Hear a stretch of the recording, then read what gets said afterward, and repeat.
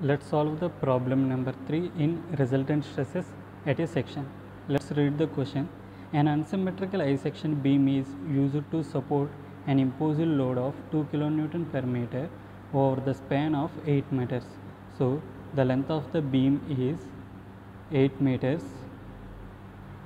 It is subjected to a live load of UDL 2 kN per meter.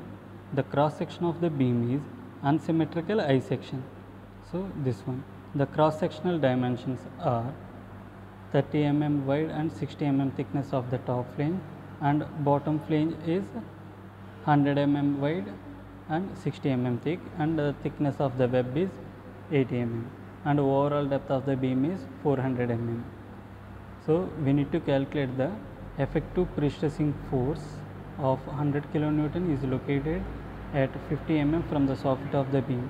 So, we need to calculate stresses at the center of the span section of the beam for the following these two conditions. With pre-stress and self-weight, this is one condition, and with pre-stress, self-weight and live load, this is in another condition.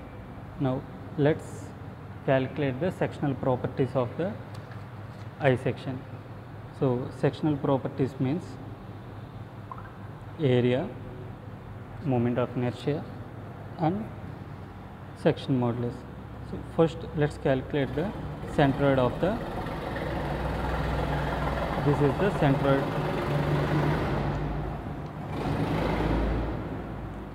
this is the centroid axis. From the bottom of the beam we need to calculate the centroidal distance. So, this is y. So, y is equal to a1 y1 plus a2 y2 plus a3 y3 divided by total area A. So, this is the element 1, this is the element 2, this is the element 3. The dimensions are 300 mm wide flange at the top and 100 mm wide bottom flange. The thickness of the bottom flange is 60 mm and the thickness of the top flange is 60 mm, and total depth is the 400 mm. Thickness of the web is 80 mm. So, A1 is the 100 into 60 and Y1 is the 30 and A2 280 into 80 into 200 plus 300 into 60 into 370 divided by total area 100 into 60 plus 280 into 80 plus 300 into 60 is the total area. So, 30 is the y1, 200 is the y2 and 370 is the y3. So, from the bottom of the beam, or this is the referential axis, the individual centroidal distance to reference axis is the y1, y2, y3. So, total is 244 mm. So, this distance is 244 mm. So, the eccentricity means from the neutral axis to pre-stressing tendon. So, this distance we need. The total distance is 244 from the bottom of the beam to pre-stressing member is 50.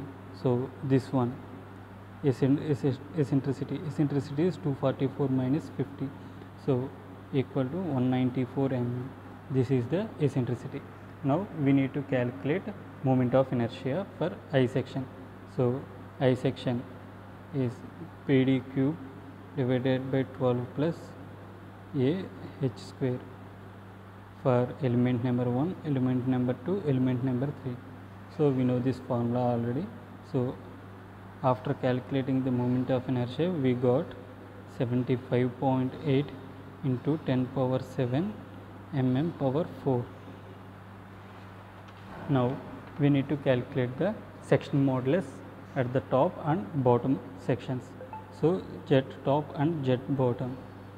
So, I by y top, I by y bottom. So, I means 75.8 into 10 power 7, y bottom means from the neutral axis to bottom layer. This one is 244. This height is 156. This one is 244. Total height is 400. Now 244. So this one 75.8 into 10 power 7 divided by 156 from the neutral axis to top fiber.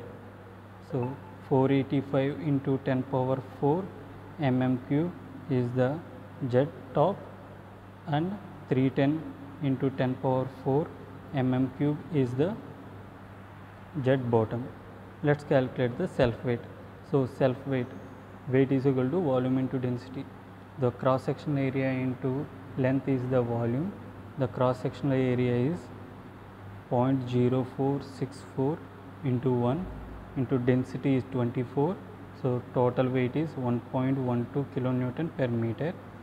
Now let's calculate the bending moment due to self weight. So W TL square by 8. So self weight is 1.12 and the length is 8. So the bending moment due to dead load is 8.96 kilonewton meter. Now let's calculate the bending moment due to live load. Same formula, WL square by 8. 2 kilonewton per meter is the live load. So the bending moment is 16 kilonewton meter. So now let's calculate the stresses. First, direct stress due to the pre-stressing force P by A equal to P is pre-stressing force. So how much pre-stressing force we have? 100 kilonewton.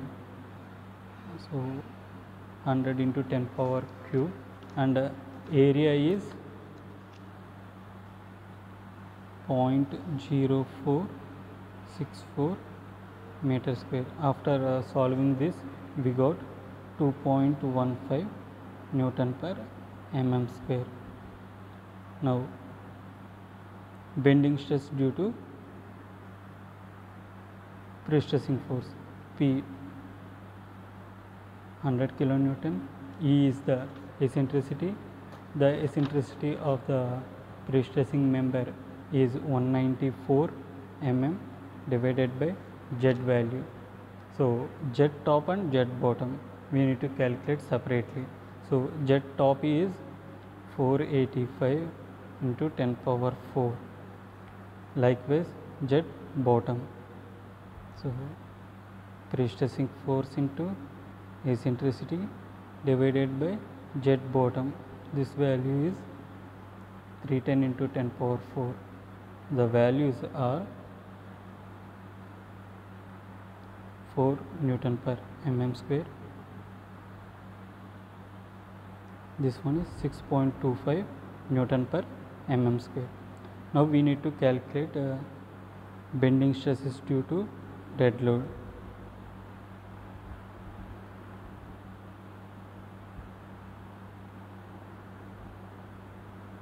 So bending moment is due to dead load 8.96 kilonewton meter, and jet top is 485 into 10 power 4.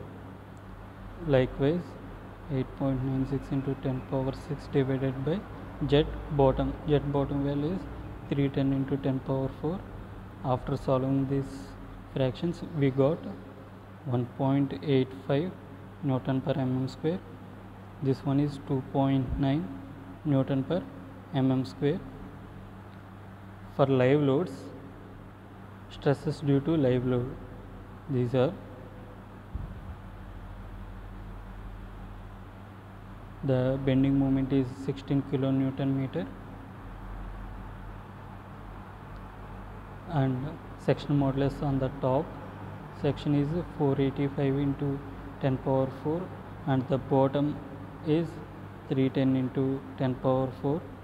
After solving these fractions, we got 3.3 Newton per mm square and 5.15 Newton per mm square. Let's calculate the resultant stresses. So to calculate the resultant stresses, we need to add all the stresses. To calculate the resultant stress at the top, we have the formula P by A minus PE by Z plus MDL by Z plus MLL by Z. To calculate the fiber stress at the bottom,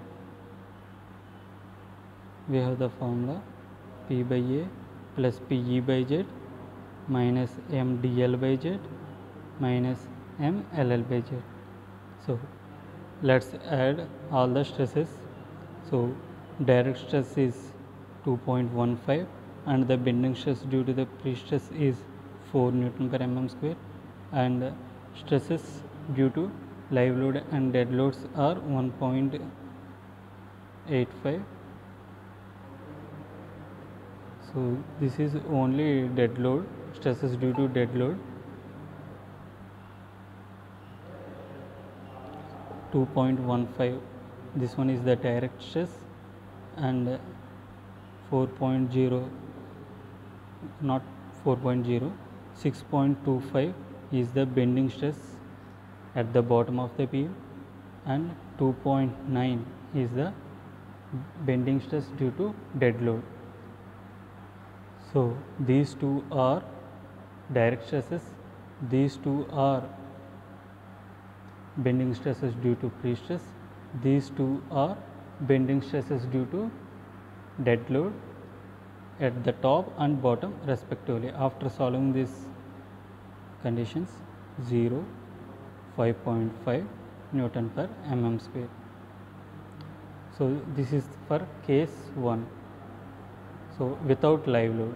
So let's add live load also. When I add live load, what will happen? F bottom. In second case, we are adding live load also, means stresses due to live load are included on the top of the beam plus 3.3 Newton per mm square, on bottom of the beam 5.15 Newton per mm square. So the resultants are plus 3.3 Newton per mm square on the bottom of the beam plus 0.35 Newton per mm square. So this is for case 2.